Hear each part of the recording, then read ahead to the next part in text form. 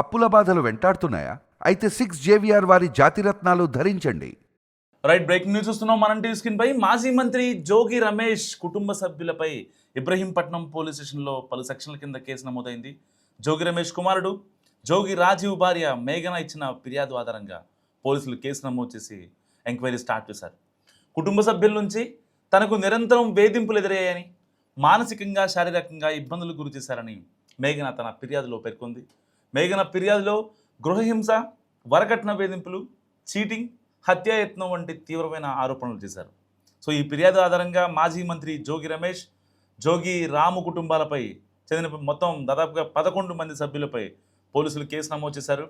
కేసులో పేర్కొన్న ఆరోపణలపై అన్ని కోణాల్లో ఎంక్వైరీ జరుపుతున్నట్లు పోలీసులు చెప్తున్నారు. సో బాధితురాలు సమర్పించిన వివరాల ప్రకారం అందుబాటులో ఉన్న ఆధారాలను పరిశీలిస్తూ అండ్ తదుపరి చర్యలు తీసుకున్నట్టు కూడా పోలీసులు చెప్తున్న పరిస్థితి.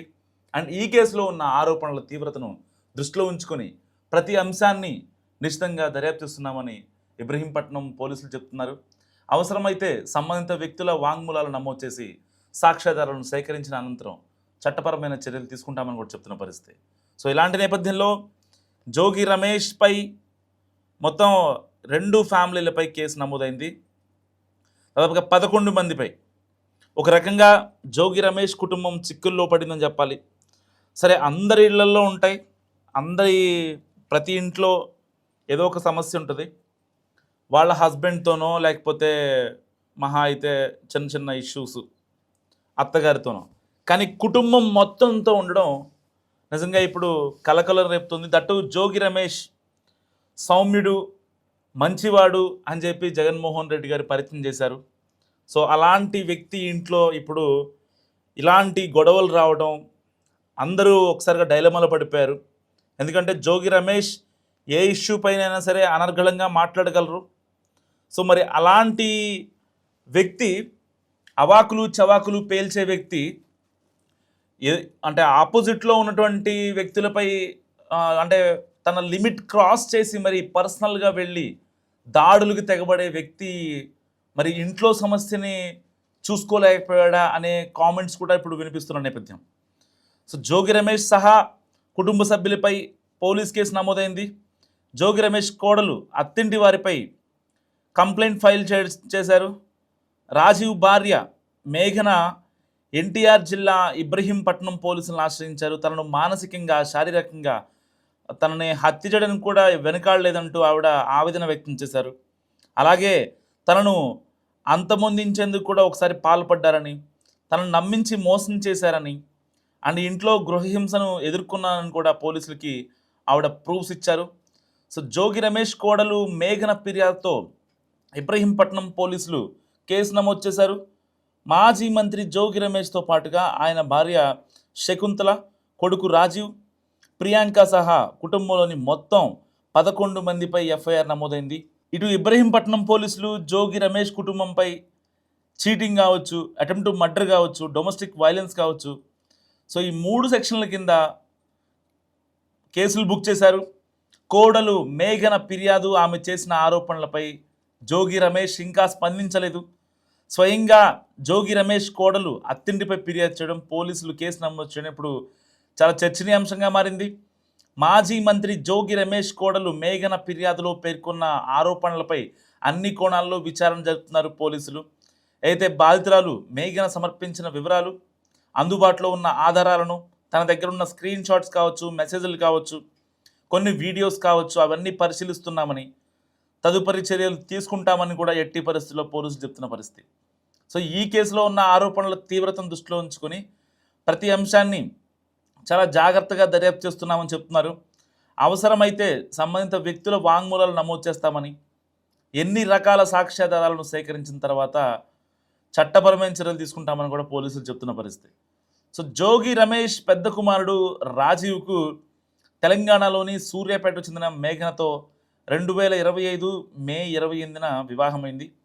మేఘన తన ఫిర్యాదులో భర్త రాజీవ్తో పాటు అత్తమామలు జోగి రమేష్, ఇంకా శకుంతల, మరిది రోహిత్, ఆడపడుచు ప్రియాంక, జోగి సోదరుడు రాము, ఆయన కుమారులు రాకేష్, పండు, రమేష్, బావమరిది స్వామి, ఆయన భార్య రమ, స్వామి కుమారుడు సంతోష్ పేర్లను కూడా ప్రస్తావించారు.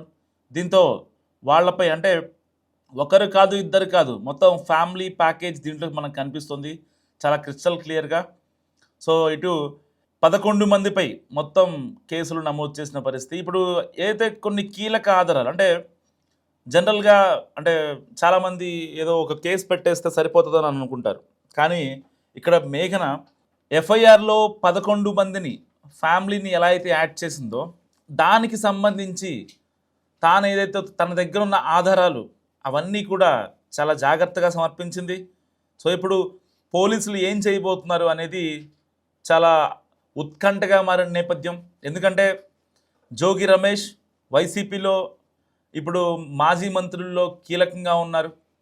సో ఎక్కడైనా అన్యాయం జరిగితే వెంటనే ప్రశ్నించే వ్యక్తి జోగి రమేష్.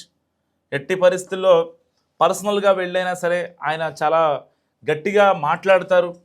అక్కడ ఎట్టి పరిస్థితుల్లో వాళ్ళందరికీ న్యాయం జరిగేలా చూస్తారని చెప్పి ఆయన పెడన కాన్స్టిట్యున్సీలో ఆయనకు ఒక పేరుంది. సరే రాష్ట్ర వ్యాప్తంగా ఉందా లేదా అనేది మనం పక్కన పెడితే పెడనలో మాత్రం ఆయనకు ఒక మంచి పేరుంది. ఈవెన్ మైలవరంలో కూడా కృష్ణా జిల్లా పెడన కావచ్చు, కృష్ణా జిల్లా మైలవరం కావచ్చు, ఈ 2 కాన్స్టిట్యున్సీల్లో జోగి రమేష్ అంటే తెలియని వాళ్ళు ఉంటారు. ఎందుకంటే గతంలో ఆయన ఎప్పుడైతే చంద్రబాబు నాయుడు ఇంటిపై దాడి చేశారో దాని తర్వాత క్యాబినెట్ ఎక్స్పాన్షన్లో భాగంగా ఆయన మంత్రి పదవిని కూడా స్వీకరించారు గత వైసీపీ హయాంలో.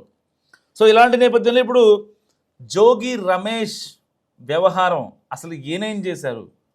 ఈయన ఆల్రెడీ ఈయనకు ఆస్తి గట్టిగానే ఉంది. మరి ఇంకా వరకట్న వేధింపులు ఎందుకు? వీళ్ళ భార్య శకుంతల కావచ్చు అండ్ జోగి రమేష్ కావచ్చు, వీళ్ళు ఏం చేశారు అసలు? ఆవిడని ఏమన్నారు, మేఘనని ఏమన్నారు? సో ఆల్రెడీ వీళ్ళు ఒక మాజీ మంత్రిగా ఉన్నారు అండ్ ఎమ్మెల్యేగా చేశారు. అలాంటి వ్యక్తి మరి వరకట్నం వేధింపులకు పాల్పడ్డారనే ఆరోపణలు ఎంతవరకు నిజం? మరి మేఘన ఇచ్చిన కంప్లైంట్లో ఎలాంటి ఆధారాలు ఉన్నాయి?